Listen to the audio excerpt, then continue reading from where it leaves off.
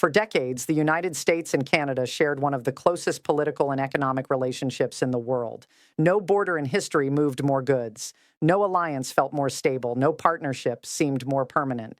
And yet, in just over a year, that relationship has entered its most dangerous economic phase in generations. Not through soldiers, not through missiles, but through tariffs, pressure, and political leverage. What Washington is doing to Canada right now isn't random. It's part of a calculated strategy, a strategy that reflects how power is being used in the modern world, not through war, but through economic force.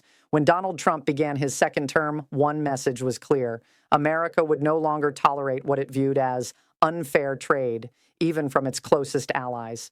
Canada was no exception. Early 2025 saw sweeping tariffs placed on Canadian imports, hitting manufacturing, raw materials, agriculture, and industrial components. Officially, these moves were framed around border security, drug trafficking concerns, economic protection. But behind the language was a larger goal: pressure. Pressure for compliance, pressure for alignment, pressure for control. Canadian businesses immediately felt the impact. Factories slowed production. Supply chains grew unstable. Investors became cautious. What had once been predictable cross-border trade turned into a political battlefield. Then came the sector no one expected to be weaponized: aviation. Washington announced threats of massive tariffs up to 50% on aircraft sold from Canada into the U.S., but it didn't stop there. President Trump went further. He publicly floated the idea of decertifying Canadian-made aircraft entirely. In aviation terms, that's nuclear. Without certification, planes cannot legally operate or be sold. It would effectively shut Canadian manufacturers out of the U.S. market. Bombardier, one of Canada's most important aerospace companies, was suddenly in the crosshairs. Thousands of jobs, billions in exports, decades of industry leadership, all suddenly at risk. The justification Washington used centered on Canada's refusal to rapidly certify several American-made Gulfstream jets. To Trump's administration, this wasn't technical. It was political. They accused Canada of blocking U.S. products, protecting domestic competitors, manipulating regulations. To Canada, however, certification was about safety, compliance, and regulatory process, not favoritism. And this is where things turn dangerous. Because when safety systems become political weapons, the consequences reach far beyond trade. Aviation specialists, engineers, and labor unions immediately warned that this approach was reckless. Certification exists for one reason: public safety. Turning it into a bargaining tool threatens international flight standards, industry trust, passenger safety, economic stability. The North American aerospace industry is deeply interconnected. Parts cross borders daily. Workers collaborate across countries. Manufacturing chains are shared. A breakdown doesn't just hurt Canada, it hurts the U.S. too. But in the new political climate, long-term stability has taken a back seat to short-term leverage. The aircraft dispute is only one chapter in a much larger strategy. Washington has repeatedly threatened severe action whenever Canada's policies diverged from U.S. priorities. One of the biggest flashpoints involved China. When Canada explored trade adjustments involving Chinese electric vehicles and agricultural products, Trump reacted aggressively. He warned of massive tariffs, up to 100%, if Canada moved forward. The concern? That Canada could become a gateway for Chinese goods to enter North America while bypassing U.S. restrictions. To Washington, alignment was no longer optional. It was expected. This is what makes the current moment so important. The United States is no longer separating trade policy from foreign policy. Tariffs are now diplomatic weapons. Economic pressure has become negotiation. And even allies are treated like leverage targets. Canada isn't being punished for hostility. It's being pressured for independence. To understand why Washington keeps escalating, you have to look beyond aircraft and tariffs. This isn't just about jets, it's about power. The U.S. wants three things from Canada: full trade alignment with American priorities, zero economic cooperation that weakens U.S. leverage over China's strategic compliance in defense, resources, and manufacturing. From Washington's perspective, Canada isn't just a neighbor. It's a critical piece of North America's economic machine, and any independence that threatens U.S. dominance is treated as risk. Why the pressure keeps growing. Every tariff threat sends a message: cooperate or pay the price. Washington knows Canada's economy depends heavily on U.S. access, and it is using that dependency as influence. This is classic power politics, modernized. No tanks, no invasions, just economic pressure. the political psychology behind it. Trump's approach is rooted in leverage: create uncertainty, apply pressure, force concessions. It worked in past trade battles, and now it's being used again, even against America's closest ally. For Canada, the choices are becoming painful: submit to U.S. trade alignment or face continued economic retaliation.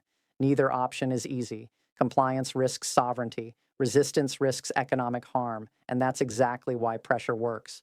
Could this escalate further? Yes. Potential future moves being discussed include wider tariffs across industries, restrictions on energy exports, manufacturing barriers, financial pressure. While military conflict is extremely unlikely, economic conflict is already here, and it's intensifying. This isn't just a US-Canada story. It reflects a global shift, where powerful nations increasingly use economics instead of armies, pressure instead of diplomacy, markets instead of missiles. Canada just happens to be on the front line right now.